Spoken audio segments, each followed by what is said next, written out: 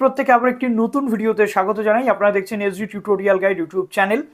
তো আপাতত আমাদের ভারতবর্ষে তথা আমাদের ওয়েস্ট বেঙ্গলে প্রচুর ক্যান্ডিডেট রয়েছেন যাদের মনে একটা স্বপ্ন কিন্তু থাকে যে আমি সরকারি চাকরি পাবো। আর প্রতিনিয়ত আপনাদেরকে আমি সেই মোটিভেশনটাই কিন্তু দিয়ে যাই যে জীবনে একটা লক্ষ্য থাকুক, জীবনে একটা টার্গেট থাকুক যে আমাকে সরকারি চাকরি পেতে হবে এবং সরকারি চাকরি পাওয়ার জন্য যা কিছু করার দরকার আমাকে করতে হবে।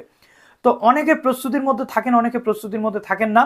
অনেকে আবার মনে করেন যে কবে পরীক্ষা হবে ঠিক নেই, প্রস্তুতি নেব কি নেব না। বাট এবার আপনাদের সময় এসেছে একেবারে বলতে গেলে কষকে প্রস্তুতি নেওয়ার। অর্থাৎ 24 সালে লোকসভা ইলেকশনের দিকে তাকিয়ে আমাদের কিন্তু গোটা ইন্ডিয়া জুড়ে প্রচুর প্রচুর ভ্যাকান্সিতে নিয়োগ হতে চলেছে, যেটা আমরা দেখব এবং সেই নিয়োগ প্রক্রিয়াতে অংশগ্রহণ করব এবং একটা সিট আমার জন্য সিকিওর করব। তার জন্য এখন থেকে প্রস্তুতি নিতে হবে। যারা প্রস্তুতি অলরেডি নিচ্ছেন তারা ওয়েল অ্যান্ড গুড, তারা ভালো করে প্রস্তুতি নিতে থাকুন। বাট যারা নিচ্ছেন না তারা অবশ্যই প্রস্তুতি নিন, কেননা গোটা ইন্ডিয়া জুড়ে 10 লক্ষের বেশি সরকারি চাকরিতে কিন্তু ভ্যাকান্সি রয়েছে। তো আজকে সেটা নিয়ে ডিসকাস করবো। যারা নতুন আছেন এই চ্যানেলে অবশ্যই চ্যানেলটিকে সাবস্ক্রাইব করে পাশে থেকে বেল আইকনটি ক্লিক করে দিন, যাতে সমস্ত তথ্যগুলো আপনার টাইম টু টাইম এখান থেকে পেয়ে যান।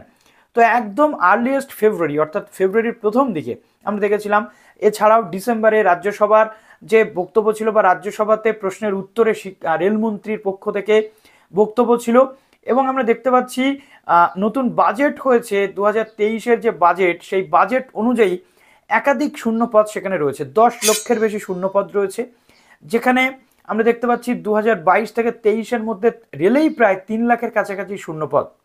Technical non technical post, group C group D থেকে শুরু করে একাধিক পোস্ট সেখানে রয়েছে, লোকো পাইলট থেকে শুরু করে।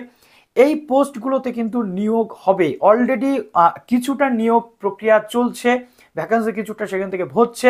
বাট আমরা জানি 2024-এর লোকসভা ইলেকশন এবং তার জন্য আমাদের কোমর বেঁধে লেগে পড়তে হবে প্রতিনিয়ত। এই জন্য আমি আপনাদেরকে মোটিভেট করতে থাকি যে 2024-এর লোকসভা ইলেকশন সেন্ট্রাল গভর্নমেন্ট কিন্তু একটা বিশাল নিয়োগ করতে চলেছে এবং প্রত্যেকটা ডিপার্টমেন্টেই কিন্তু নিয়োগ হবে। রেলের প্রায় আমরা দেখতে পাচ্ছি 2,93,000-এর কাছাকাছি শূন্যপদ রয়েছে, 3 লাখ আমরা সেটা ধরে নিয়ে চলতে পারি। আবার আমরা দেখতে পাচ্ছি এমটিএসে রিসেন্ট যে ভ্যাকান্সি বেরিয়েছে বা এমটিএসে রিসেন্ট যে এক্সামের জন্য প্রিপারেশন সবাই নিচ্ছে। বাংলাতে এবার পরীক্ষা হবে খুব সুন্দরভাবে। আপনারা এমটিএসে বাংলার জন্য প্রস্তুতি নিন বা বাংলাতে পরীক্ষা দিতে পারবেন, তার জন্য আপনারা লাকি। তো সেই কারণে আপনারা প্রস্তুতি নিতে থাকুন। এরপর আমরা দেখতে পাচ্ছি স্টাফ সিলেকশন কমিশন সিজিএল থেকে শুরু করে, এছাড়াও আমরা দেখতে পাচ্ছি পোস্টাল ডিপার্টমেন্টে প্রচুর প্রচুর নিয়োগ কিন্তু আসতে চলেছে 2024-এর মধ্যে। সুতরাং হাতছাড়া করলে চলবে না সুযোগ। 9,79,327টি শূন্যপদ রয়েছে গোটা ইন্ডিয়া জুড়ে। তার মধ্যে বেশি শূন্যপদ রয়েছে রেলে, সংখ্যাটি 2,93,943। প্রতিরক্ষা মন্ত্রকে রয়েছে 2,64,706। এছাড়াও কেন্দ্রীয় স্বরাষ্ট্র মন্ত্রকে খালি রয়েছে 1,43,000 শূন্যপদ।